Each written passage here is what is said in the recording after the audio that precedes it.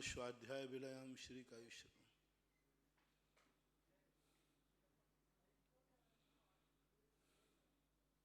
नमो अरिहन्तार्णं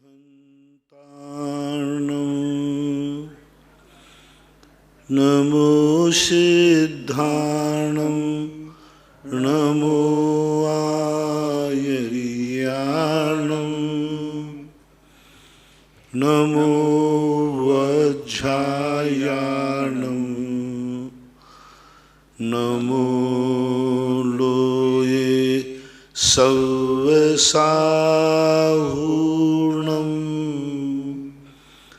पंच परमेष्टि भगवान की जय। आचार्य श्री गुरुवर कुंद कुंद महाराज की जय। आचार्य श्री गुरुवर विद्यासागर महाराज की जय। परम पूजनीय निर्यापक श्रमण पूज्य श्री सुधा सागर जी महाराज की जय। चुल्लक श्री धैर्य सागर जी महाराज की जय। पूज्य श्री के चरणों में समस्त जिज्ञासा करताओं की ओर से कोटि कोटि नमोस्तु। पूज्य श्री श्रीमती सारिका वीरन जैन सिरोन से गुरुवर के चरणों में सपरिवार नमोस्तु। जिज्ञासा है, तीर्थंकरों के तो एक से अनेक नाम आते हैं, पर क्या उनकी माता के भी एक से अधिक नाम होते हैं क्या? क्योंकि मैंने पार्श्वनाथ विधान में उनकी माता के 3 नाम ब्राह्मी, बामा देवी और शिवा देवी पढ़े, तो कृपया शंका समाधान करें। हाँ, आता है, कुछ नाम आता है। जैसे भगवान महावीर स्वामी की माता का नाम त्रिशला है और प्रियदर्शिनी भी उनका नाम था। तो ऐसे महिलाओं में नाम पड़ जाते हैं। महिलाओं की एक परंपरा रही है पहले परिणाम की, जो पीहर से नाम होते थे, जब वो ससुराल आती थी तो गोत्र के साथ साथ नाम का भी परिवर्तन किया जाता है। जैसे गृहस्थ अवस्था में किसी का नाम कोई रख दिया तो वहाँ मान लो सुमत कुमारी था, सुमत बाई था, और बाद में यहाँ आकर के उसका रानी शब्द लगाने की परंपराएं थीं। यानी ससुराल में आने पर बड़ा कायदा नामकरण किया जाता था। पूरी घर परिवार बैठ करके उसका शगुन करते थे कि दूसरे घर की बहू आई है तो उसका गोत्र के साथ नाम भी परिवर्तन करो। जैसे मुनिराज गृहस्थ अवस्था से मुनि बनते हैं तो उनके नाम का परिवर्तन कर देते हैं। ऐसी एक परंपरा गृहस्थों में रही है। तो रानियों में भी, माताओं में भी ऐसे अलग अलग नाम हैं। महावीर स्वामी की त्रिशला जो नाम था वो बाल अवस्था से चल रहा था। शादी के बाद उनका नाम प्रियदर्शिनी रखा गया। मरु देवी के संबंध में भी अलग नाम मिलते हैं। तो कुछ ऐसी परंपराएं थीं, तो इसलिए कोई बाधा नहीं है, हो सकता है। लेकिन सभी के बदले गए हों ऐसा नियम नहीं, कुछ के 2 नाम 3 नाम भी मिलते हैं।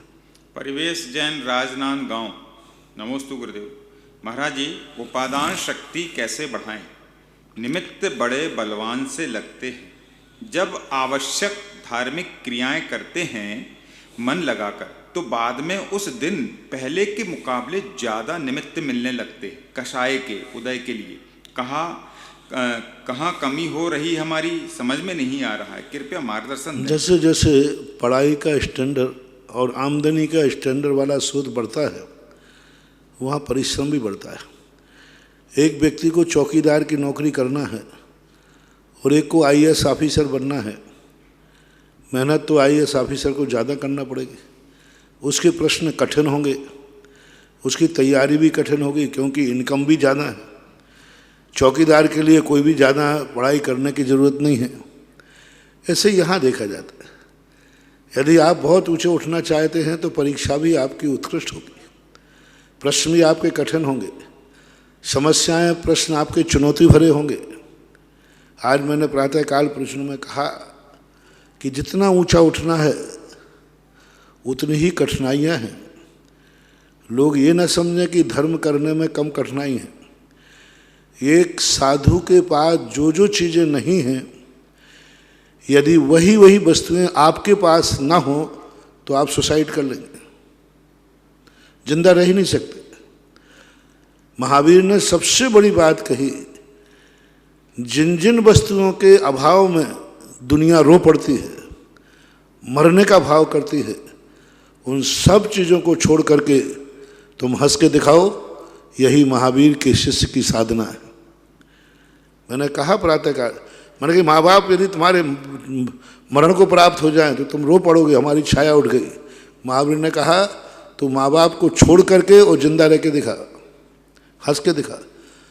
धन दौलत परिवार कपड़े लत्ते सब कुछ त्याग करके, बहुत कठिन हो जाएगा, आप रो पड़ोगे। आज प्रातःकाल का पूरा प्रवचन इसी के ऊपर था कि हमें एक माटी को, पूज्यवर महाराज ने, आचार्य श्री ने एक माटी को मंगल कलश कराने के लिए कितनी कठिन यातनाएं, कितनी कठिनाइयों से उसको गुजरना पड़ा, तब कहीं वो मंगल कलश बन पाते हैं एक साधु के लिए। तो इसलिए उपादान जगाने के लिए जितना जितना तुम धर्म के निकट आओगे और जितने जितने धर्म के निकट आओगे, इसका अर्थ है कि तुम बहुत ऊंचाई पर उठना चाहते हो, इनकम आप सोर्स बढ़ाना चाहते हो, तो आपके प्रश्न, आपकी ज़िंदगी चुनौती भरी होगी, उसको कोई नहीं नकार सकता, किसी प्रकार से अपन उसको कम नहीं कर सकते। बस इतना ही है, चुनौती को सामना करने के लिए तैयार रहो। जो चुनौती आएगी, मैं हर चुनौती के लिए तैयार हूँ। उस माटी से प्रकृति ने कहा, देख तू घड़ा बनना चाहेगी तो गैंतियाँ चलेंगी, दुर्मट चलेंगे, चाक पे घुमाया जाएगा, अग्नि में तपाया जाएगा। उसने कहा जी, मैं ये पद दलित मिट्टी होते होते इतनी थक गई हूँ कि हम कितनी भी यातना हो, मुझे बस ऊंचा उठना है, जो यातना मिलेगी मैं सब सहन करूँगा। संसार में भटकता हुआ प्राणी भी इतना ठुकरा जाता है, वो कहता है आप मोक्ष मार्ग में जो कठिनाई कहोगे मैं सब सहन करूँगा, लेकिन मुझे अब इस संसार में नहीं रहना है, मुझे ऊंचाइयों पर उठना है। पर देख ले गिरने की संभावना ज़्यादा, बोले जो होगा होगा, एक बार ऊंचा उठना है। तब कहीं जा कर के कैसी भी चुनौती आए, हमें वो स्वीकार है, बस हमें ऊंचे उठना है।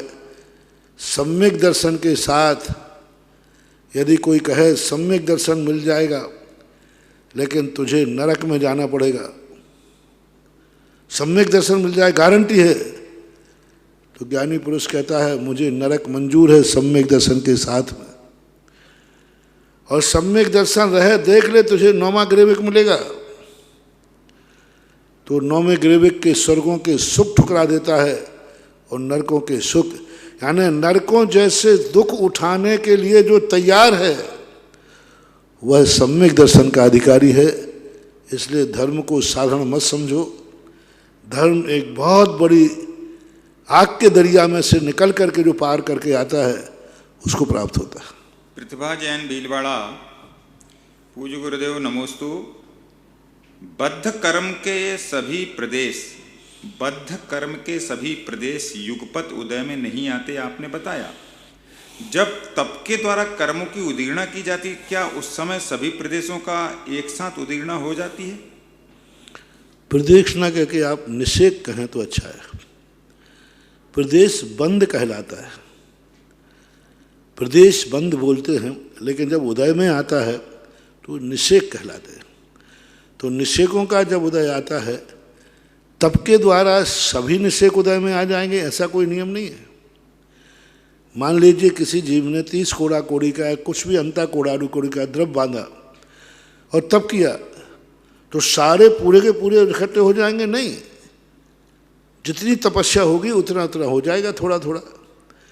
परिसातन क्रिया जो होगी वो जब लास्ट में श्रेणी चढ़ेगा, जब गुणस्थान उसके क्षय का गुणस्थान आता है, तभी संपूर्ण रूप से स्थिति होती है। अन्यथा कर्मों का क्षय दो प्रकार से होता है। एक गन्ना का है साँटा, गन्ने की गिंडी काट लो, गिंडी काटते जाओगे वो छोटा होता जाएगा, ये होता है क्षय के समय या स्थिति कांडक घात के समय। और एक असंख्यात गुण निर्जा होती है, गन्ने का रस है, आप सीधा छील दीजिए, एक फाँक निकाल दी, गन्ने की लंबाई में कम नहीं हुई, लेकिन थोड़ा सा रस भाग उसका निकल गया, दूसरा फाँक, तीसरा फाँक, चौथा फाँक। तो ऐसे निषेकों का झरता है, यानी एक साँटे में से थोड़ा थोड़ा छीलते जाइए ऊपर से, वो छिलते छिलते छिलते छिलते और अंत में पूरा खत्म होता है। एक देश निर्जरा कहलाती है। पदम कुमार जैन बिजोलिया, गुरुदेव के चरणों में कोटि कोटि नमोस्तु। शांति धारा का क्या महत्व है महाराज जी, और श्रावक को इससे क्या लाभ? बहुत बार बता चुका हूँ, बहुत बार बता चुका हूँ। स्नेहल दोषी सूरत, नमोस्तु महाराज जी। महाराज, श्री मंगलाष्टक में नारायण प्रति नारायण आदि को मंगलकारी माना है, जबकि वो नरकगामी है, तो फिर मंगलकारी कैसे? और उसमें जोड़ दिया तो सभी लोग पढ़े चले आ रहे हैं तब से अभी तक। दो प्रकार के मंगल होते हैं, एक धार्मिक मंगल, एक लोक मंगल। राजा को ज्योतिष शास्त्रों में लोक मंगल कहा है। वो नरकगामी है, कैसी है, इससे कोई लेना देना नहीं है। वो राजा की पदवी है, सुदर्शन चक्रधारी है। अरे घोड़ा तो, वो तो चक्रवर्ती नरक जाने वाला है। हमारे यहाँ तो घोड़ा मंगल है, बैल मंगल है, हाथी मंगल है, तोता मंगल है, कितने लोग पशु पक्षियों में मंगल है। कई लोग कोई एक प्रकार की चींटी होती, वो चींटी का निकलना शुभ मानते। कई देशों में मधुमक्खी का छत्ता शुभ मानते। तो अब ये तो सब कोई जीव नहीं है। मंगल एक लोक मंगल कहलाता है। जो जीव नहीं है, जड़ है, वे मंगल है। सरसों के दाने मंगल हैं, पीले सरसों के। फूल मंगल है, फल मंगल है। ये तो एक इंद्रिय जीव है, तुच्छ जीव है। हल्दी मंगल है, कुमकुम मंगल है, पीले चावल मंगल है। तो ये लोक मंगल कहलाते हैं। लोक मंगल में उनकी दशा नहीं देखी जाती, उनका दुर्दशा नहीं देखी जाती, उनका स्वरूप देखा जाता है। राजा जब अपने स्वरूप में रहता है तो उनको मंगल रूप कहा गया लोक मंगल में। इसलिए पढ़ने में कोई बाधा नहीं है। आप गृहस्थों का मंगलाचरण है, आपको राजा की भी कृपा चाहिए। आपको राजा भी सगुण रूप होता है, ऐसा जानना। आव्या कांसल, मुंबई, नमोकार मंत्र को आगे पीछे पढ़ सकते हैं महाराज जी? क्यों पढ़ना चाहते हैं? मन लगाने के लिए। देखो, आगम में ऐसी कोई चर्चा नहीं की। इतनी चर्चा है कि नमोकार मन जैसा है वैसे ही पढ़ो। क्रम से उसकी शक्ति का बहुत बड़ा प्रभाव पड़ता है। आगे पीछे करने में, जैसे भोजन में यदि अपन कोई चीज़ आगे पीछे खाएं तो नुकसान भी करती है। अब मान लीजिए तुमने कोई फल खाया, ककड़ी खा ली, उसी के ऊपर तुरंत पानी पी लिया, और वही पानी पहले पी लिया, बाद में ककड़ी खा ली, तो कुछ नहीं हुआ। कितना अंतर आ गया। पानी पी लिया और फिर बाद में आपने ककड़ी खा ली, अंगूर खा लिया, कोई भी चीज़ खा ली, कोई बात नहीं, चलेगा। अब वही फल खाने के बाद पानी पिया, सर्दी जुकाम हो गया, पानी तो पेट में गया ना, फिर आगे पीछे में क्या फर्क पड़ गया? क्या फर्क पड़ गया? पहले 1 मिनट पहले पिया तो नुकसान नहीं, 1 मिनट बाद पिया तो नुकसान है। तो ये सब चीज़ें अपने आप में प्रभावकारी होती हैं। जो चीज़ जिस ढंग से व्यवस्थित है उसी ढंग से उसकी व्यवस्था बनाना चाहिए। उल्टे सीधे पढ़ना ये हमारे लिए नमोकार मंत्र का एक प्रकार का बहुत बड़ा दोष आता है, क्योंकि उनकी मात्राएं जो उन्होंने रखी हैं, ये छंद है, ये आर्या छंद है एक नमोकार मंत्र। अब तुम आगे पीछे पढ़ोगे तो छंद मात्राएं कौन मिलाएगा? अब जैसे नमो अरिहंताणम है, अरहंताणम है, तो फिर वहाँ मम पढ़ना पड़ेगा, अंताणम मम ना, फिर हा, तो मात्राएं कैसे मिलेगी? छंद ही दोष हो जाएगा। और ये हमेशा कहा गया 8 अंगों में, फिर अर्थ नहीं निकलेगा। अब नाम अरिहंता, नमो अरिहंताणम, तो अरहंत का अरहंताणम है वो, तो आणम शब्द जो बना, अब फिर क्या पढ़ोगे? माणा। अंत में क्या आएगा? नमो अरिहंताणम, हंताण, अरहंत आणम, आणम बनेगा ना अंत में, आणम। अब उल्टा पढ़ो तो नहीं महाराज, श्री इनका पहना है कि मतलब रमो लोहे सब साणम, नमो वज्जायणम, नमो आइडिया, मात्रा बदल जाएगी, छंद बदल जाएगा, छंद बदल जाएगा, ऐसा छंद बदल जाएगा ना। नमो अरिहंताणम पढ़ोगे और वहाँ नमो सिद्धाणम पहले लाओगे तो मात्रा बदल जाएगी, आगे पीछे कैसे करोगे? नहीं, छंद ये जो मंत्र है, पहला मंत्र है संसार का जो छंद रूप है। संसार में जितने मंत्र हैं, जैनागम में भी बहुत मंत्र हैं, सभी दर्शनों में मैंने देखा जितने मंत्र हैं, कोई भी मंत्र छंदबद्ध मंत्र नहीं है। मात्र कम से कम जैन धर्म में तो कह रहा हूँ, जैन धर्म में भी मैंने हजारों मंत्र देखे, कोई भी मंत्र छंदबद्ध नहीं है। मात्र नमोकार मंत्र एक ऐसा मंत्र है जो छंदबद्ध है, मात्रिक मंत्र है। मात्रा निश्चित है, छंद निश्चित हैं, अगुरु लघु जो भी होते हैं, पहले ह्रस्व अक्षर चाहिए, फिर बीच में गुरु चाहिए, फिर चाहिए। तो ये सब जो मात्रिक छंद मंत्र है, नमोकार मंत्र एक छंदबद्ध मंत्र है। ओम ह्रीम आदि बहुत सारे मंत्र मिलते हैं, बहुत सारे पढ़ते, लेकिन नमोकार मंत्र है। इसको उल्टा सीधा मत करो। जिस क्रम से आचार्यों ने दिया है वही क्रम श्रेष्ठ है। आचार्य ने तो ये भी लिखा कि हमने आगे पीछे क्यों किया, वो भी कारण दिया। तुम क्या कारण दोगे, हमारा मन नहीं लग रहा था इसलिए पढ़ लिया। तो भैया ये मंत्र हैं, मन लगा के लेकिन नहीं पढ़े जाते हैं, ये तो जैसे हैं वैसे ही पढ़िए। महेंद्र कांसल अशोकनगर, महाराज श्री के चरणों में नमोस्तु। कैवल्य ज्ञान सभी द्रव्य की आदि अंत को जानता है, तो फिर महाराज प्रारंभ और अंत क्या है? कहीं नहीं लिखा आदि अंत को जानता है, कहाँ लिखा है? आदि मध्य रहित जानता, अनंत जो है ना आदि है ना अंत है, आदि अंत होते ही नहीं। उज्ज्वल अकलंक स्वामी ने स्पष्ट उल्लेख किया, भगवान ना आदि जानते ना अंत जानते, लेकिन अनंत को संपूर्ण जानते। संपूर्ण जानते, लेकिन संपूर्ण जानना और आदि अंत जानने में बहुत अंतर है। मैं हमेशा इसका उदाहरण देता हूँ। एक आपको चूड़ी दिखाता हूँ गोल, जो ढल के आई है। ये चूड़ी को आप पूरी देख रहे हैं कि आदि देख रहे हैं? बोलो, पूरी। इसका आदि और अंत कहाँ है?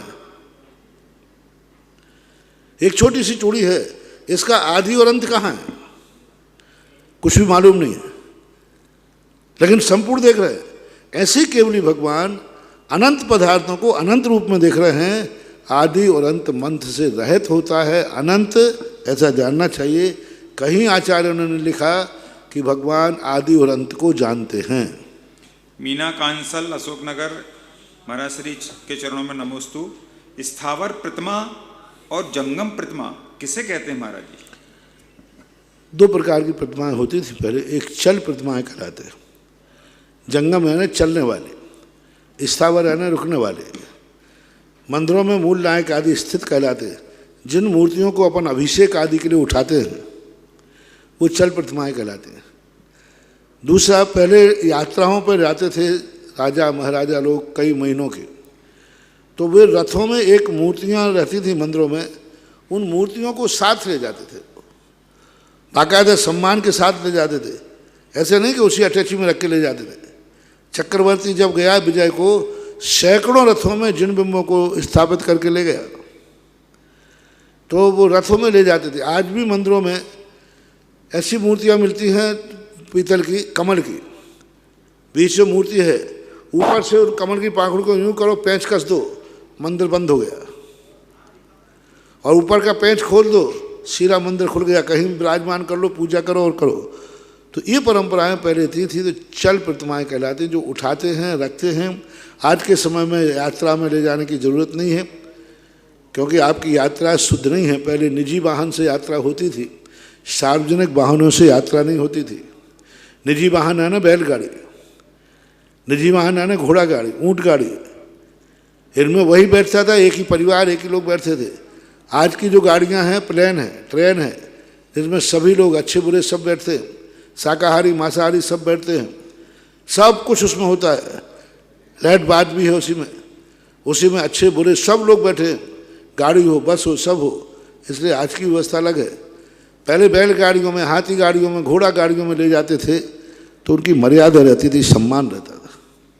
प्रदीप सांवला भोपाल, मुनिश्री के चरणों में त्रिवार नमोस्तु। भगवान समव शरण में छत्र, भामंडल, चंवर आदि को देव लेकर खड़े रहते हैं, या वो भगवान के सर पर अपने आप स्थिर रहते हैं?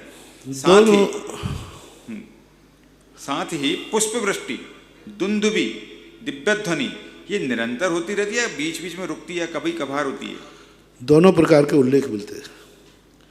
कुछ प्रातिहार्यों के संबंध में प्रथमान योग में देवों को लिखा, 64 देव चंवर ढोल रहे थे। लेकिन कुछ चीज़ें ऐसी हैं, जैसे अशोक वृक्ष है, भामंडल है, इनके संबंध में देवताओं का कोई उल्लेख देखने को नहीं मिला। कुछ चीज़ों का मिलता है, तो अपन निर्णय नहीं कर सकते कि इसका वास्तविक रूप क्या है। लेकिन ये पक्के हैं कि ये सारे के सारे देवो पुनीत होते हैं देवताओं के द्वारा। श्रीमती राज और ये पुष्प वृष्टि दुंदुभी दिव्य ध्वनि ये हमेशा ये निरंतर धीरे धीरे झड़ते रहते हैं, निरंतर गिरते रहते हैं। उसमें भक्तांबर पाठ में आया ना, मंदार सुंदर नमेर सुपारी जात संतान कादि कुसमोत्कर वृष्टि रुद्धा। वृष्टि से थोड़े थोड़े गिरते रहते, एक फूट गिर गया, दो एक इधर गिर गया, एक उधर गिर गया, ऐसे गिरते रहते। मंद मंद पवन चलती रहती है, मंद मंद पवन सुगंधित पवन चलती रहती है। दुंदुभी भी डिस्टर्ब करने वाली नहीं रहती, एक बहुत सुरीली यथा स्थान, वहाँ सभा मंडप में ही अंदर नहीं रहते वो, जैसे दरवाजे पे है और वहाँ पर जब आएगा तो आपको सुनाई पड़ेगी, वो आवाज़ अंदर नहीं जाएगी, प्रवचन में बाधक नहीं बनेगी। लेकिन जब तुम दरवाजे से निकलोगे तो ध्वनि सुनाई पड़ेगी, ऐसी उनकी व्यवस्था होती है। श्रीमती राजकुमारी गंज बासौदा से, मेरे परम पूज्य आराध्य गुरुदेव के चरणों में नमोस्तु। श्री तत्वार सूत्र जी में आचार्य भगवान श्री उमा स्वामी महाराज को इस ग्रंथ को सूत्र शैली में लिपिबद्ध करने की आवश्यकता क्यों हुई महाराज जी? क्योंकि पहले संक्षेप में ही इतना समय नहीं था, छोटे से सूत्रों में लिखने की परंपरा नहीं थी, संकेत रूप में लिखा जाता था। इसलिए सूत्रों की पहले परंपरा, एक युग होता है, उस समय सूत्रों का युग चल रहा था, फिर छंदों का युग चला। आजकल पद्य की परंपरा गौण हो रही, गद्य की परंपरा ज़्यादा है। आज कभी लोग भी पद्य कम पढ़ते, गद्य ज़्यादा पढ़ते, रबड़ छंद आदि, अतुकान छंद आदि। तो आज के समय पे छंदों को पसंद नहीं करते लोग, छंदों की परंपरा टूट रही है, अलग ढंग की परंपरा। तो ये समय युग के अनुसार वो सूत्रों का युग था, ऐसा। श्रीमती चंदा आष्टा मध्य प्रदेश से, परम पूज्य गुरुदेव नमोस्तु, कोटि सा नमन। श्री तत्वार सूत्र में तीर्थंकर केवली भगवान को क्षायिक दान, लाभ, भोग, उपभोग आदि कैसे और क्यों व किन कारणों से घटित होते हैं? उनके जीवन के संबंध में अपन एकदम स्पष्ट कोई उदाहरण नहीं दे पाएंगे। जैसे अनंत दान, तो अनंत दान का अर्थ है कि वो किसी को किसी प्रकार की बाधा नहीं पहुंचा रहे। अनंत लाभ, उनके अविभागी प्रति से जो अनंत सुख आ रहा है वो अनंत लाभ है। भोग ऐसी वर्गणाएँ हैं जो भोग में आ रही हैं, वही केवल ज्ञान उनको बार बार कर रहा है। तो उनका एक अतीन्द्रिय पंच जो क्षायक लब्धियाँ हैं वो उन्हीं में ही घटित होंगी। अपन किसी उदाहरण के द्वारा उनको लेना चाहें तो एक देश ही घटित होते हैं, सर्वदेश घटित नहीं होते। लेकिन उनको जो अनंत आनंद सुख आ रहा है उसी में भोग, उपभोग, और उसको भोगने की जो शक्ति है वो अनंत वीर्य है, अनंत चतुष्टय है। तो ऐसा मानना चाहिए। निर्मल जैन अशोकनगर, नमोस्तु मुनिश्री। जिज्ञासा है कि मुनि अव्रत सम्यक दृष्टि के लिए श्रावक के षड आवश्यक पालन करना आवश्यक होता है क्या? अव्रत सम्यक दृष्टि, अवृति सम्यक दृष्टि के लिए अविरत सम्यक दृष्टि जो है अनेक प्रकार के हैं। महावृत्ति एक प्रकार का होता है, सारे 2.5 दीप में महावृत्ति का एक प्रकार होता है, कोई नहीं होगा, सब क्षत्रिय महावृत्ति होंगे। देश वृत्ति के 2 रूप हो जाते हैं, एक जैन कुल में जन्मा श्रावक और एक कोई निम्न कुल में जिसकी आजीविका है वो, और एक त्रियंश। पंचम गुण स्थान के श्रावक के मतलब पंचम स्थान 3 भेद किए, उच्च कुलीन, निम्न कुलीन और त्रियंश। इनकी अलग अलग, सभी पंचम गुण स्थान में है लेकिन उनकी चर्या भिन्न भिन्न रहेगी। अविरत सम्यक दृष्टि के भी 3 बार भेद किए, वही बात है, एक उच्च कुलीन, एक निम्न कुलीन और एक त्रियंश। और गतियों की अपेक्षा, नारकियों की अपेक्षा सबके सब चौथे गुण स्थान बढ़ती हैं लेकिन चर्या सबकी अलग है। यहाँ अविरत सम्यक दृष्टि जैन, अव्यक्त सम्यक दृष्टि चांडाल, अविरत सम्यक दृष्टि त्रियंश, अविरत सम्यक दृष्टि नारकी। इन सब की चर्या भिन्न भिन्न रहेगी। जैसे पंचम स्थान में जैन श्रावक को कहा छान के पानी पियो, लेकिन त्रियंश बिना छना पानी पीता है, वो छानते नहीं, तो भी उसका पंचम स्थान है। ऐसा ही अपने श्रावकों में सबके लिए नहीं, चांडाल का चतुर्थ गुण स्थान अलग होगा, चांडाल का पंचम गुण स्थान अलग होगा, उनकी क्रियाएं अलग होंगी। आज तक किसी चांडाल को पंचम गुण स्थानवर्ती कहा, सम्यक दृष्टि कहा, लेकिन आज तक किसी चंडाल ने भगवान का अभिषेक किया है इसका उल्लेख नहीं है। चांडाल ने कोई विधान किया है इसका उल्लेख नहीं है। चांडाल ने किसी मुनिराज को हार दिया है इसका उल्लेख नहीं। सम्यक दृष्टि तो मिला है, देशभृति तक चांडाल मिला, देशभृति, देवता जय जयकार कर रहे हैं, पर आज तक किसी चंडाल को किसी मुनिराज को हार दिलवाया नहीं दिलवाया, किसी भगवान का अभिषेक कराया नहीं कराया, दर्शन कराया, अभिषेक नहीं कराया। तो इस प्रकार के, अब जैन श्रावक है वही आवृत्ति है, वो आहार भी देता है, पूजन भी करता है। तो ये जो षडावश्यक हैं ये जैन श्रावक के हैं, अविरति के नहीं है।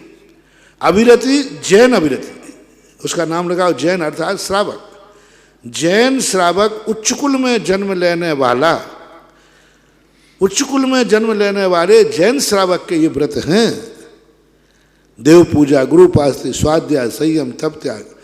अब जो निम्न कुलों में जन्म ले रहा है, शूद्र आदि है, वो अविरति है, सम्यक दृष्टि है, चांडाल आदि, लेकिन वो देव पूजा उसकी अलग ढंग की होगी, गुरु भक्ति उसकी अलग ढंग की होगी, सब कुछ अलग होगा, व्यवस्थाएं अलग बनाई जाएगी। तो ये जो 6 आवश्यक कहे, प्राचीन काल से आवश्यक 4 थे, दान, पूजा, शील, मुपवासो, चौबेहो, धामो, ये प्राचीन काल से चले आ रहे थे।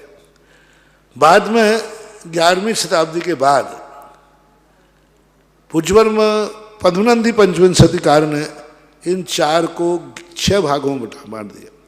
सबसे पहले इसका उल्लेख पद्मनंदी पंचविंशति में मिला।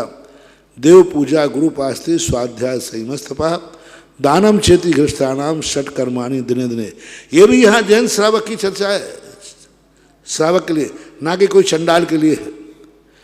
तो इस प्रकार का विवेक हमेशा रखना चाहिए, अन्यथा बहुत बड़ी बाधा आ जाएगी। एक मछली का त्याग करने वाला धीवर अहिंसा व्रत में पारंगत कर रहे हैं, तो फिर तो सारे जैनी वृत्ति हो गए कि जैनी एक मछली तो का कोई मछली नहीं खाई कभी इन्होंने। जिनका सर्वथा मांस का त्याग है, कौए का मांस त्याग दिया, एक अनंत चौदस का त्याग कर दिया, अहिंसा व्रत में प्रसिद्ध कर दिया, तो सारे जैनी अहिंसक हैं। इन्होंने तो कभी किसी जीव को मारा ही नहीं, कोई मांस खाया नहीं। तो अब एक चांडाल के लिए अविरत सम्यक दृष्टि कहना, वृत्ति कहना अहिंसा व्रत में, और एक मध्य मधुमास का त्याग है जैन श्रावक का। तो इन सब चीज़ों को हमेशा रखना चाहिए। जैन दर्शन पर्यायगत नियम बनाता है, तुम किस पर्याय में हो, जिस पर्याय में हो उस पर्याय की परिस्थितियां क्या है उनको दे। तो 6 आवश्यक अविरत सम्यक दृष्टि जैन के ही हैं। पहले एक प्रश्न आया था बहुत पहले, जब हम राजस्थान में प्रवेश किया था, विद्युत परिषद की गोष्ठी थी विद्वानों की सांगानेर 94 में। उस समय लोगों ने कहा कि, एक प्रश्न पंडित ने कहा, हमने प्रवचन दे रहे थे सबको पूजन अभिषेक करना चाहिए, तो एक पंडित जी ने कहा, महाराज जी ये तो वृत्तियों के लिए है, प्रतिमाधारियों के लिए नियम है। मैंने कौन से शास्त्र में लिखा? किसी प्रतिमाधारी के मूल गुणों में 6 आवश्यक नहीं है, किसी भी प्रतिमाधारी के, किसी भी प्रतिमा के अंदर, ना पहली प्रतिमा, ना दूसरी, तीसरी, चौथी, 6 आवश्यक उनके नहीं है, उनके व्रत है। ये षटकर्माणि गृहस्थानि, देव स्वाध्याय से तापस्थिति, आगे उसके पहले देव पूजा, गुरु उपासना, स्वाध्याय से दानम चेति गृहस्थानाम, गृहस्थ के हैं, वृत्ति के नहीं। समंत्र भद्र महाराज भी गृहस्थ को अलग करते हैं, वृत्ति को अलग करते हैं। जब गृहस्थ कहते हैं तो अविरति समझना, और वृत्ति कहते हैं तो गृहस्थ में विशेषण लग गया। समंत्र भद्र महाराज ने जब अष्टमूल गुणों की चर्चा की, तब भी उन्होंने गेही नाम शब्द का प्रयोग किया। गृहस्थ के ये 8 मूल गुण हैं। और जब 12 व्रतों की चर्चा की तो उन्होंने कहा ये वृत्ति के 12 गुण हैं। इसी प्रकार से ये षड आवश्यक जो है गृहस्थानाम, गृहस्थ के हैं। यानी अविरत सम्यक दृष्टि जो जैन श्रावक है, प्रतिमाओं से रहित है, उसके एसेंशियल क्वेश्चन 24 घंटों में परमात्म प्रकाश में योगेंद्र स्वामी कहते हैं, जो श्रावक मुनि अपने षड आवश्यकों का पालन नहीं करता है उसको महापापी की संज्ञा दी। महापापी शब्द दिया है, परमात्म प्रकाश की 2 गाथाएं हैं इसमें। षड आवश्यक का जो पालन नहीं करता उसको महापापी की संज्ञा दी है। आवश्यक शब्द है कि ये 6 आवश्यक आपको करना ही चाहिए। इसलिए प्रत्येक अविरत समय दृष्टि जैनी के लिए ये षड आवश्यक आपके लिए ही है, वृत्ति के लिए नहीं है।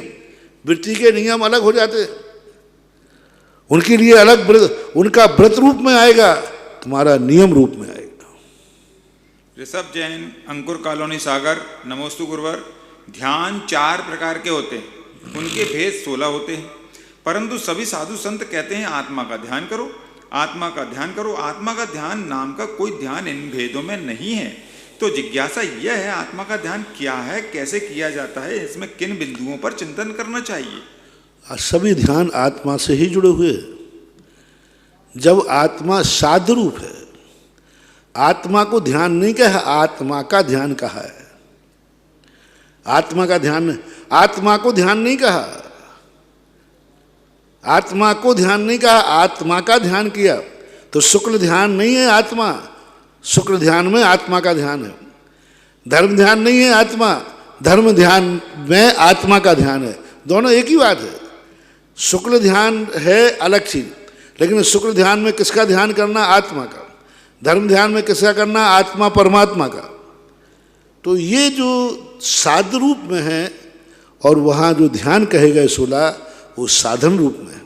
आत्मा साधन रूप नहीं है, आत्मा साध रूप है। और ये 16 ध्यान तुम कह रहे हो, 2 तो हे साधन है और 2 साधन साधन है। धर्म और शुक्ल ध्यान जो है साधन ध्यान है, ऐसा मानना चाहिए। राजीव जैन, शिवरात्रि, अमरपाटन। महाराज जी सतत नमन। गुलाब कम हैं, कांटे ज्यादा हैं, हीरे कम हैं, कांच के टुकड़े ज्यादा हैं, अमीर कम है, गरीब ज्यादा हैं। क्या जगत इसी का नाम है? जगत इसी का नाम है? मैं तो कहता हूँ कि अमीर ज़्यादा हैं। मैंने परसों ही कहा था, सुखी ज़्यादा हैं, दुखी कम है। 24 घंटे में तुम रोते ज़्यादा हो कि हंसते ज़्यादा हो? हंसते ज़्यादा हैं। तो फिर कहाँ के तुम गरीब हो? सुखी ज़्यादा रहते हैं। 24 घंटे में लोग अपनी आवश्यकताओं की पूर्ति कर रहे हैं। जो जिंदगी के लिए जो जरूरी है वह जिसको उपलब्ध हो रहा है वह अमीर कहलाता है। जिंदगी के लिए जो जरूरी है उसका अभाव है वो गरीब कहलाता है।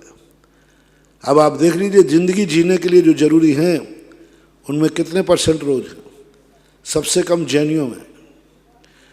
जिंदगी जीने के लिए जो जरूरी है वो सबसे ज़्यादा लोगों के पास है। अपने परिवार से देख लीजिए, मोहल्ले से देख लीजिए, नगर से देख लीजिए, सब अपनी आजीविका चला रहे हैं। जितना चाहिए उतना है, इनकी संख्या ज़्यादा है। अय्यास लोगों की कहो कि नहीं अभी तो हमें इतना चाहिए कि जो अय्यासी करना, सोने की लंका चाहिए। अब सोने की लंका आवश्यकता नहीं है, सोने की लंका हमारी हवस है, हमारा अहंकार है, हमारी एक प्रकार की सारी दुनिया को नीचा दिखाने की हवस है। तो हवस की संख्या स्थिति अलग है। बाकी जो चीज़ हमें चाहिए, मैं तो कहता हूँ सबसे ज़्यादा 8 कर्म जब बंद होते हैं, सबसे ज़्यादा द्रव्य साता को मिलता है, क्योंकि खर्ची साता होती है। मैंने वहाँ से डेवलप किया ये सूत्र। जब कर्म बंद होते हैं तो सबसे ज़्यादा द्रव्य असाता में जाता है, साता में, वेदनी कर्म को, और वेदनी कर्म में साता में जाता है। क्योंकि जीव मनुष्य गति में, देव गति में, त्रियंच गति में साता में ज़्यादा रहता है। साता कर्म का उदय अपना ज़्यादा है। नींद आ रही है, साता कर्म का उदय है। भोजन खा रहे हैं, बढ़िया, साता कर्म का उदय है। अभी सबके अपने साता कर्म का उदय है। 24 घंटे में सबसे ज़्यादा साता कर्म का उदय है। फिर भी रोते रहते रोंटे, फिर भी रोते रहते हमारे तो है ही नहीं। अरे भाई कौन सा दुख है बताओ, क्या दुख है? महत्वाकांक्षाओं की पूर्ति नहीं हो रही, यही दुख है। बाकी अपने आप में व्यक्ति शांत रहे तो मन चंगा, तो कठौती में गंगा। वेदचंद्र जैन, पत्रकार, पेंड्रा रोड, छत्तीसगढ़। नमोस्तु महाराज जी। आचार्य श्री विद्यासागर जी महाराज ने अपने प्रवचन में कहा था कि कलयुग में सतयुग सा सुधार तो हुआ है मगर उधार सा हुआ है। ये मूक माटी की पंक्तियां हैं। महाराज जी आचार्य श्री के इस कथन का आशय विस्तार से समझाने की कृपा करें कि महाराज जी सतयुग सा सुधार उधार सा होने के कारण। कलयुग में सतयुग का सुधार तो हुआ, इसका अर्थ है कलयुग में जो चर्या थी, जो स्वरूप था, वो आज भी है। चाहे मुनि धर्म हो, चाहे श्रावक धर्म हो, चाहे मंदिर हो, चाहे शास्त्र हो, सब कलयुग में भी स्वाध्याय करते थे, अभी भी कर रहे। कलयुग में भी आहार देते थे, अभी भी दे रहे। कलयुग में भी भगवान की पूजा करते थे, अभी भी हो रहे। तो पंचम काल में कलयुग सुधार हुआ है, लेकिन कब बंद हो जाए, उधारी कब डूब जाए। माल तो बिक रहा है, लेकिन तिजोरी में अभी कुछ आया नहीं है, माल खाली हो गया, सब उधार चला गया। अब उधार का कितना खतरा रहता है। तो आज पंचम काल में सब लोग धर्म तो कर रहे हैं, लेकिन किस क्षण ये धर्म लोग छोड़ दें, थोड़ी सी प्रतिकूलता हो जाए, कब लड़ बैठो आप।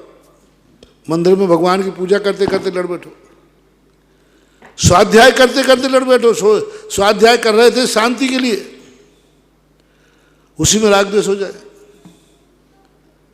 हाँ, ज़्यादातर स्वाध्याय में राग द्वेष ज़्यादा होते, बैठ जाते हैं बस, ऐसा घमासान युद्ध होता है। मैंने एक दो जगह स्थानों पर सुना, शाम को 2-4 बुढ़े लोग बैठ जाते थे, ऐसे धमाल चौकड़ी होती थी, उनमें राग द्वेष हो जाते। पूजा करते करते कब छूट जाए तुम्हारा कोई भरोसा नहीं, कब तुम्हारा सिद्धांत पलट जाए। जैसे उधारी देने के बाद आ जाए भगवान मालिक है, भगवान मालिक है कि अब आ ही जाएगा कि नहीं आएगा, डूब भी सकते। इसी प्रकार आज जो धर्म कर रहे हैं, कल यह धर्मात्मा रहेगा, कल इतनी ही उत्साह से करेगा, इतनी विशुद्धि से करेगा जिस दिन उसने पहले दिन किया है, कोई भरोसा नहीं, कोई भरोसा नहीं। आज जितनी विशुद्धि से तुमने पूजा की, कल उतनी विशुद्धि से करोगे, कोई भरोसा नहीं। उधार हुआ है, पूजा तो हुई है, लेकिन उधार सी लग रही है। कल इतनी विशुद्धि रहे, कोई नियम नहीं।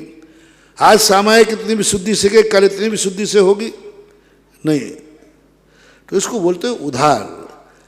उधार में माल आ भी सकता है और डूब भी सकता है। परम पूज्य आचार्य गुरुवर संत शिरोमणि से 108 विद्यासागर जी महामुनिराज के परम प्रभावक शिष्य जगत पूज्य निर्यापक समण मुनि पुंगव श्री सुधासागर जी महाराज के पवित्र पावन चरणों में जिनवाणी चैनल और सुधा कलश चैनल के माध्यम से देख रहे देश विदेश के सभी श्रावक श्रावकों की ओर से कोटिशः नमोस्तु नमोस्तु नमोस्तु गुरुवर। बंधुओं, तपोदय क्षेत्र पर जो बड़े बाबा की वेदी बन रही है और जिसमें सोने का काम हो रहा है, उसके लिए 5100 रुपये की राशि गुप्त दान के रूप में गुड़गांव से साधारण बंधु ने दी है। और चंद्रोदय तीर्थ चांद खेड़ी के लिए जो असीमकालीन भक्तामर विधान का मांडला बन रहा है, उसके लिए 500 ग्राम चांदी राजेंद्र खुश, उषा दीदी, सीमा, मनोज जैन, खानपुर कागला, विजय कुमार, मधुर, बीनागंज और चंद्रोदय चांद खेड़ी में ही जो असीमकालीन भक्तामर विधान हो रहा है, उनके लिए 51,000 रुपये की न्योछावर राशि से एक दिन का विधान करने का सौभाग्य प्राप्त किया है। मीना जैन के जन्मदिवस के अवसर पर ज्ञानचंद जी, अंजना, अशोक, मीना, मनीष, मीनाक्षी, सभद्रा परिवार तलमंडी कोटा और दूसरा नाम है श्रीमान विमल जी, आशा सोनी, चेतन, भरत, अनंत, बरखा, साक्षी, रुचि, वैभव, रिधम, पर्व, कृपा। आप सभी के दान और पुण्य की अनुमोदना और आज की पहली जिज्ञासा ऑडियो के माध्यम से। मोक्ष मार्ग के कुंभकार संयम के अवतारी हो, मोह माया तुम्हें छू ना पाए, तुम तो वीत रागी हो। अद्वैत श्री सुधासागर जी महाराज के पावन पुण्य चरणों में बारंबार नमोस्तु। मैं अभिषेक जैन, कास्टीवाल, दिल्ली शाहदरा से। गुरुदेव, मेरी जिज्ञासा है, सम्यक दर्शन ज्ञान चारित्र मोक्ष मार्ग।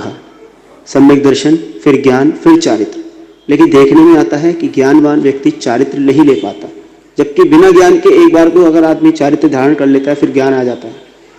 तो ऐसा क्यों गुरुदेव कि चारित्र आने के बाद ज्ञान आ सकता है, लेकिन ऐसा बहुत कम देखने में मिलता है कि ज्ञानवान के पास चारित्र ज्यादा अंगीकार करते हो। कृपया कर जिज्ञासा का समाधान। ये सारी क्रियाएं द्रव्य ज्ञान को तुम लोग ज्ञान मानते हो, इसलिए ऐसा लगता है। आप एक व्यक्ति ने शास्त्र पढ़ लिए, 6 द्रव्य 7 तत्वों की परिभाषाएं पढ़ ली, आप इसको ज्ञान मान रहे हैं। ये तो अभव्य मिथ्या दृष्टि को भी हो जाता है। और अनंत बार होता है। जिस ज्ञान को तुम ज्ञान कह रहे हो ये अनंतो बार हो जाता है, क्योंकि 9वें ग्रेविक तक जीव अनंतो बार होके आ जाता है, मिथ्या दृष्टि अभव्य। इस ज्ञान को तुम ज्ञान मान रहे हो। भावात्मक जो सम्यक ज्ञान है, ये सम्यक ज्ञान यदि लोगों को हो जाए तो वो चारित्र के बिना, परिणत हुए बिना नहीं रहेगा। नियम से चारित्र में परिणत होगा वो, यदि सम्यक ज्ञान है तो। अब कोई मजबूरी है, परिस्थितियां हैं, वो बात अलग है। भरत चक्रवर्ती के संबंध में आज ही दोपहर में महापुराण की चर्चा चलते हुए आया कि पहली बार भगवान का उपदेश सुनने गया, पहली बार, और पहली बार में ही भरत चक्रवर्ती ने पंच अणुव्रत, 4 गुण में 4 शिक्षाव्रत ग्रहण किए, पहले में ग्रहण किए। सम्यक दृष्टि के भाव ही बने रहते कि मैं वृत्ति कब बनूं। इसलिए द्रव्य सुत को सुत मत कहो। 4 शास्त्रों का ज्ञान हो जाना ये कोई कल्याणकारी रास्ता नहीं है, ये सम्यक ज्ञान नहीं है। सम्यक ज्ञान जो होता है आत्मा की पर्याय है, आत्मा में से प्रकट होता है, इसलिए ऐसा होता है।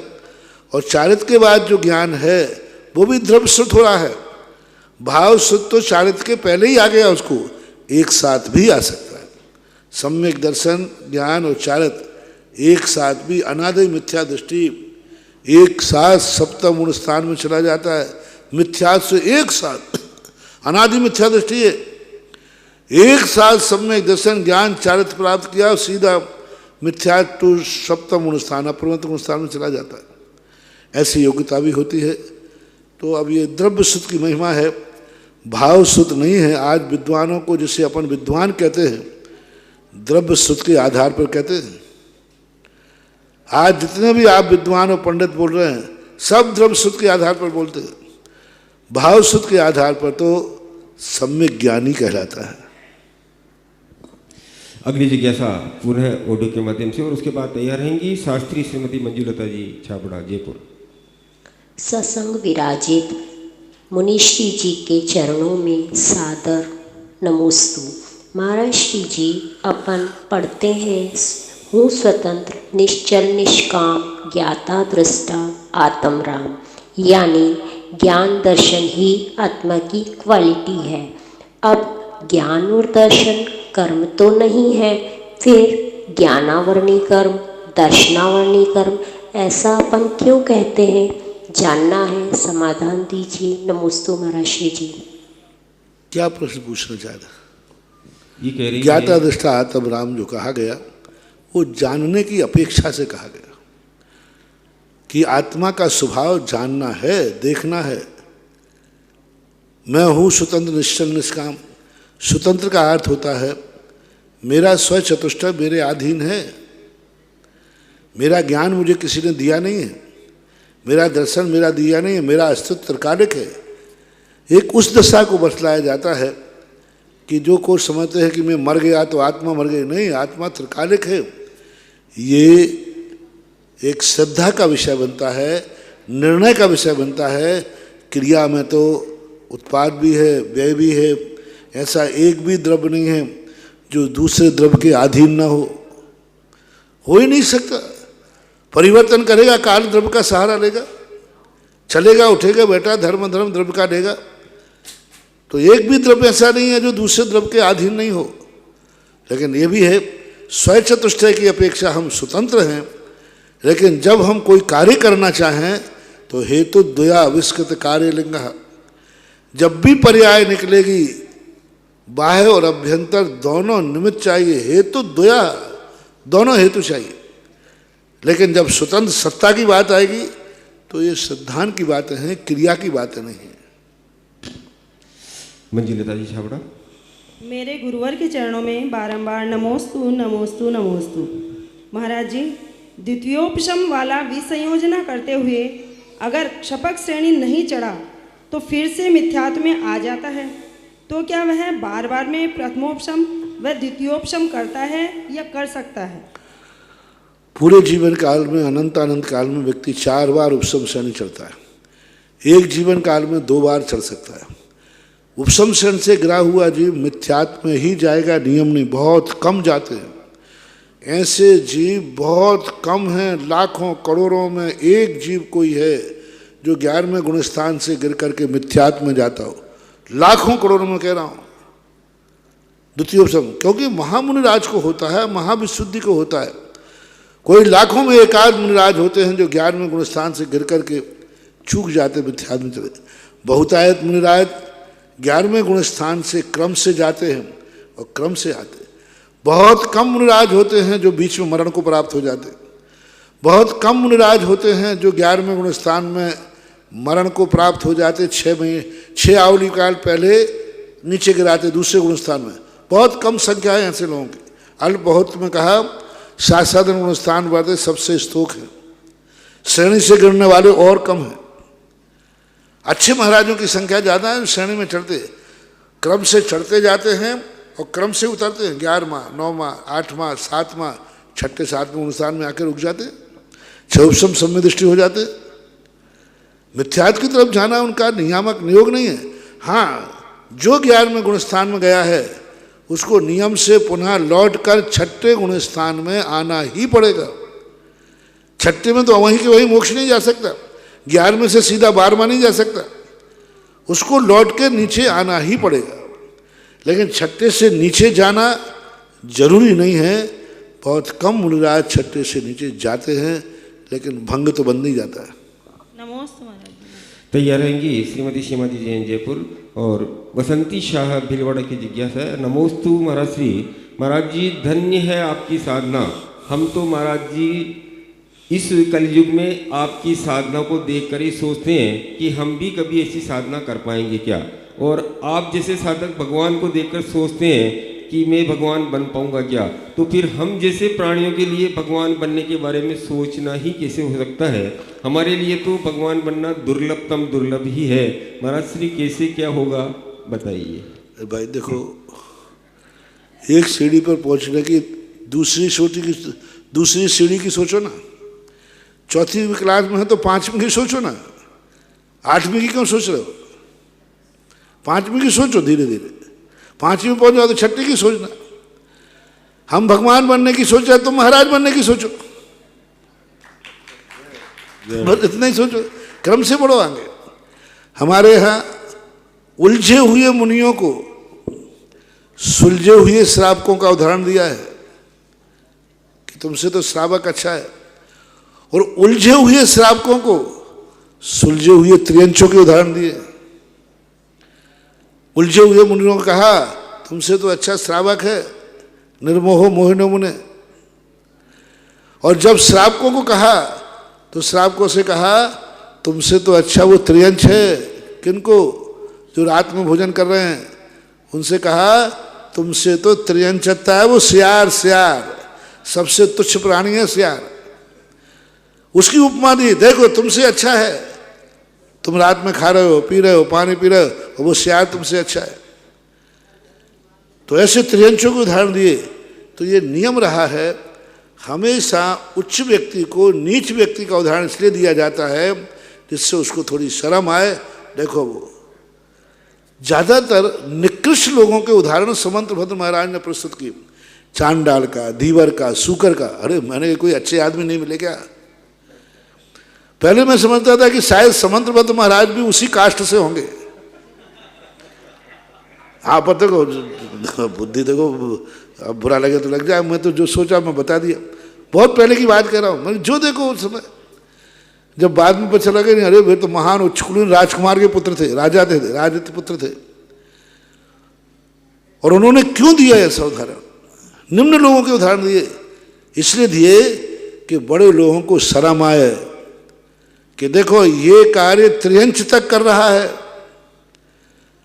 त्रियंच रात्रि भोजन त्याग कर रहा है, त्रियंच आवास दान, मुनि की रक्षा सूकर से करा दी। क्या किसी जैन श्रावक ने नहीं की होगी? किसी राजा महाराजा ने नहीं की होगी? उनके उदाहरण क्यों नहीं दिए? बड़े बड़े राजा महाराजाओं ने भी महाराजों की रक्षा की, उनके उदाहरण नहीं दिए। क्योंकि दुनिया यही कह रही थी, अरे महाराज जी उनने इसलिए की थी, वो महाराज राजा थे, उनके पास सैनिक थे, तलवार थे, हुकूमत थी, इसलिए कर लिया हो गया। हम नहीं कर सकते आपकी रक्षा, हम लोग तो खुद ही की नहीं कर पा रहे हैं। तो उन्होंने कहा कि ये तो बहाना बना देंगे राजा के लिए। तो उन्होंने कहा सूकर सूकर को लाओ। अब सूकर का उदाहरण देकर के अब क्या कहोगे? सूकर जैसा व्यक्ति आवास दान में प्रसिद्ध कर दिया। तो ये उदाहरण हमेशा आप भी कहते हो, देखो तुम्हें इतनी सुविधाएं हैं फिर भी तुम कुछ नहीं कर पा रहे। देखो उसको कोई सुविधा नहीं, वो मेरिट लिस्ट में आया ना, उसको तो कोचिंग पढ़ाया उसके बाप ने, ना उसके बाद घोड़ा है ना गाड़ी है, प्रतिदिन पैदल स्कूल जाता है, पैदल आता है, बिजली तक उसके घर में नहीं है, चौराहे के लालटेन में पड़ता है। देखो वो कितने अच्छे नंबर आए, और तू गधा, सारी सुविधाएं हैं तुझे, सब कुछ है। तो ये उदाहरण देने की परंपरा रही है जिससे उसको फीलिंग हो जाए। तो इसी प्रकार से गृहस्थ उदाहरण देते हैं सुलझे हुए श्रावकों को लिए, उलझे हुए श्रावकों के लिए सुलझे हुए त्रियंचों के उदाहरण दिए। स्पष्ट कह दिया, धर्म करत संसार सुख, धर्म करत निर्माण, धर्म पंथ साधे सदा, नर त्रियंच समान। त्रियंच बना दिया। तो ये कथन शैली कहलाती है। श्रीमती सीमाजी जैन। मेरे परम उपकारी इष्ट गुरुदेव के चरण कमलों में मेरा और मेरे परिवार का नमोस्तु नमोस्तु नमोस्तु गुरुवर। गुरुवर, मेरी जिज्ञासा है कि इष्ट किसे बनाए? क्या? मेरी जिज्ञासा है कि इष्ट किसे बनाए? इष्ट का अर्थ होता है जो हमारी उन आवश्यकताओं के समय हमें सगुन दे जिन संबंध में हमारे लिए संदेह है, विघ्न है, जिनकी हम हर कार्य में अनुमति ले सके, हम अपनी बात को शेयर कर सके, और हमारे लिए वह अपनी भूमिका के अनुसार सहयोगी बन सके, उसको इष्ट बोलते हैं। इष्ट का अर्थ होता है सिद्ध, साधक। हमारे लिए यह वस्तु इष्ट है, यानी सगुन है, मांगलिक है, शुभ है। अगली जिज्ञासा ऑडियो के माध्यम से और तैयार रहेंगे अजीत कुमार जी ठग, इंदौर। 12 प्रकार के तपों में निरंतर लीन रहने वाले निर्वाण पद के राही मेरे इष्ट गुरु के पावन पुनीत चरणों में आत्मा के हर प्रदेश से नमोस्तु नमोस्तु नमोस्तु। गुरुवर, जिज्ञासा यह है कि आचार्य गुणभद्र स्वामी द्वारा रचित आत्मानुशासन ग्रंथ पर आचार्य विद्यासागर जी महाराज द्वारा गुणोदय नाम से पद्मात्मक काव्य शैली में रचना की है। उस ग्रंथ के 201 नंबर के छंद में अर्थ में बताया है कि शरीर की उत्पत्ति माता है, मरण पिता है, मानसिक चिंता आदि है, वात पित्त कफ रोग जिसके भाई हैं, और अंत में बुढ़ापा मित्र है। गुरुवर, हम इसका विस्तृत रूप से अर्थ जानने का भाव रखते हैं, कृपया समाधान देकर। आत्मानुशासन का यह पद मुझे हाथ में दे दो तो मैं पढ़ दूंगा। अब तुमने पढ़े तो अब इसमें हम पूरी बातें नहीं याद कर पाएंगे। तो ऐसे पद्यात्मक कोई चीज़ हो तो उसका पर्ची में लिख के भेजो तो मैं उसका अर्थ बता दूंगा। अजीत कुमार जी ठग। गुरुदेव के चरणों में शत शत वंदन, शत शत वंदन। मेरे आज का एक प्रश्न जो मुझे भेजा गया है, वो पहला प्रश्न है मेरी छोटी बेटी की दादिया सास का है, और जो सुशीलाबाई सामरिया भवानी मंडी से है। प्रश्न इस तरह से है, द्रव्य, तत्व और पदार्थ में क्या भेद है? तत्व शब्द कहलाता है किसी द्रव्य के भाव को तत्व बोलते हैं। पदार्थ कहलाता है उस तत्व के मिलने के बाद उसको क्या कहा जाए। जैसे पिपरमेंट अजवाइन का फूल है और कपूर है, इन तीनों के नाम कपूर हैं, अजवाइन के फूल हैं, दो पदार्थ हैं। अब इन तीनों को जो मिलाया गया तो उसका जो भाव बना, और तीनों मिलाने के बाद इसका नाम अमृत धारा पड़ गया। ना कपूर पड़ा ना कुछ पड़ा। तो जैसे अपन हैं जीव, अपन जीव द्रव्य हैं, लेकिन इस समय हम मनुष्य हैं तो पदार्थ है। भाव से संयुक्त जो वस्तु को टाइटल मिलता है उसको पदार्थ बोलते हैं, और जिस भाव से वो टाइटल मिला है उसको तत्व बोलते हैं। जिसको ये टाइटल मिला है वो द्रव्य कहलाता है। अनुमति हो तो दूसरा प्रश्न मेरे पास। महाराज जी, 1 जनवरी कई बार मनाई, पर इस बार की 1 जनवरी अद्भुत थी। और जो गाना यहाँ रोज सुनता हूँ, मस्ती में हम मस्ताने हो गए, सुधा सागर नाम के दीवाने हो गए। तालियां बजाएंगे सभी लोग। महाराज जी, हम तो सांसारिक जीव हैं, हम भी चाहते हैं कि हमारी भी प्रशंसा हो जाए, क्योंकि अब पहले तो हम यही चाहेंगे कि हमारी प्रशंसा इसके बारे में, जैसा मेरा अनुभव जो मेरा रहा कि जिन कार्यालय में जैन साहब काम करते हैं तो तुलनात्मक दृष्टि से उनकी जो है तुलना बहुत अच्छी की जाती है। सेठ लोगों में भी बनिए की दुकान है, मतलब जैन साहब की दुकानें बहुत अच्छी है, परंतु फिर भी हम चाहेंगे कि हमारे भी दीवाने हो जाए। कुछ टिप्स उसके बारे में मैं चाहूँगा। समझे नहीं बात क्या है? बात क्या कहना चाहते, प्रश्न क्या है? प्रश्न ये मेरा ये है कि हम क्या करें कि हमारी भी जो है प्रशंसा होने लगे, मेरा ये प्रश्न है। इनका कहना ये है कि जैसे दीवाने हो गए, सुधा सागर के दीवाने हो गए, ऐसे ही हम भी ऐसा क्या करें कि लोग हमारे लिए भी कहे कि तुम्हारे दीवाने हो जाएं। हाँ, तो अब इनकी दीवानगी पूछो, पर काय से ये दीवानी पूछो। जैसे मैंने एक कविता लिखी थी, भगवान मैं तुमसे राग करता हूँ, इसमें मेरी कोई गलती नहीं, भगवान मेरे से पिंड छुड़ाना चाहते। तो मैंने कहा भगवान मेरी क्या गलती, ना तुम वीतरागी होते ना मैं तुमसे राग करता, मैं दीवाना हूँ। तो अब जिनको दीवाना तुम बनाना है उनकी रुचि क्या है वो देख लो, और वो रुचि तुम्हारे में प्रकट हो जाएगी, वो दीवाना बन जाएगा। बहुत सुंदर। अगली जिज्ञासा ऑडियो के माध्यम से। नमोस्तु मुनिश्री, मैं चिंत्या जैन सिंगापुर से। जिन सरस्वती शास्त्र जी में जीव की परिभाषा में कहा गया जिसमें चेतना हो, सुख दुख का संवेदन हो या व्यवहार से इंद्रिय आदि 10 प्राणों से जीता है। पृथ्वी कायिक जीव के 4 भेद हैं, जिसमें सामान्य पृथ्वी और पृथ्वी काय को जीव रहित बोला गया। ऐसा ही अन्य 3 जीवों के लिए उपभेद हैं। थोड़ा सा समझ नहीं आया कि जब इनमें चेतना ही नहीं है तो ये जीव कैसे हो गए, और सामान्य पृथ्वी और सामान्य जल आदि के लिए कहा गया कि ये वे जीव हैं जो विग्रह गति कार्मण काय योग में स्थित हैं। कृपया थोड़ा सरल भाषा में विस्तार से समझाकर कृतार्थ करें। आगम के परिप्रेक्ष्य में जब आप पूछना चाह रहे हैं, जितने उदाहरण आपने आगम के दिए उससे सिद्ध होता है कि पृथ्वी काय में चेतना नहीं है। किसने कहा? तिक्काले चदुपाना इंद्रिय बलमाओ आण पाणो है बहुहारा सो जीवो निश्चय नैदुद चेतना जस्य। चेतना तो वस्तु का स्वभाव है, चाहे एक इंद्रिय में रहे। अब तुम्हारे लिए देखने में नहीं आ रही। आज से 50-100 साल पहले आप लोग पृथ्वी पेड़ों में चेतना नहीं मानते थे, जगदीश बसु ने चेतना सिद्ध कर दी। वो बोल नहीं पा रहा है, कह नहीं पा रहा है तो चेतना नहीं है।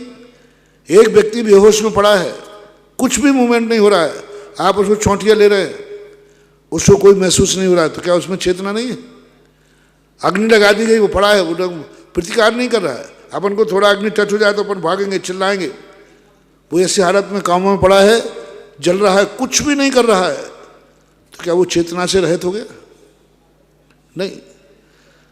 पृथ्वी काय के बाद मन नहीं है, अभिव्यक्ति कर रही है, वो चेतना है। उनको सुख दुख होता है, अच्छा बुरा लगता है, उनके मन में भी आरोध ध्यान है। सारे आरोध ध्यान होते हैं, पूरे प्रकार के आरोध ध्यान, इष्ट वियोग, अनिष्ट योग, पीड़ा चिंतन, निदान, सारे जितने आर्थ, चारों आर्थ ध्यान और चारों रौद्र ध्यान पृथ्वी काय जीवों के हैं। 8 ध्यान हैं उनके, 8 ध्यान। रौद्र ध्यान है हिंसानंद, मिषानंद, चौर्यानंद, परिग्रहानंद, सभी ध्यान है। पीड़ा चिंतन उनके यहाँ है। इष्ट वियोग अनिष्ट संयोग का अनुभव करते हैं वो। पेड़ों में तो कर ही दिया सिद्ध ने कि जब माली बगीचे की तरफ जाता है कुल्हाड़ी लेकर, कैंची लेकर, तब वो कांपते हैं, और जब जाता है पानी देने तो हर्षित होते हैं। ऐसा होता है, पेड़ों में भी होता है। माली को आता देखकर, आता माली देखकर कलियन करें पुकार, फूले फूले बिन लहे कल है हमारी बात। दूसरी बॉडी कहती है आज देखो वो टूट के ले गया ना, कल अपनी बारी भी है। तो चेतनाएं तो होती हैं, पृथ्वी काय में है, वनस्पतियाँ की सिद्ध हो गई। आप विज्ञान की बात मानोगे तो विज्ञान एक दिन जल की भी करेगा, सब कर रहे हैं, है चेतना है उसमें, बराबर चेतना है। 4 प्राण हैं उनके, 4 प्राण एक इंद्रियों में, सब में। आज की जिज्ञासा समाधान का समय ये समाप्त हुआ है। आज परम पूज्य श्री की आहारचर्य का सौभाग्य प्राप्त किया था श्री लाभचंद जी, अंकुश कुमार जी, लोहाड़िया परिवार बिजोरिया, और ये सौभाग्य प्राप्त करके परम पूज्य श्री की मंगल आरती करने का भी सौभाग्य प्राप्त किया है। जिन वाणी स्तुति के बाद परम पूज्य श्री की मंगल आरती करेंगे, जिन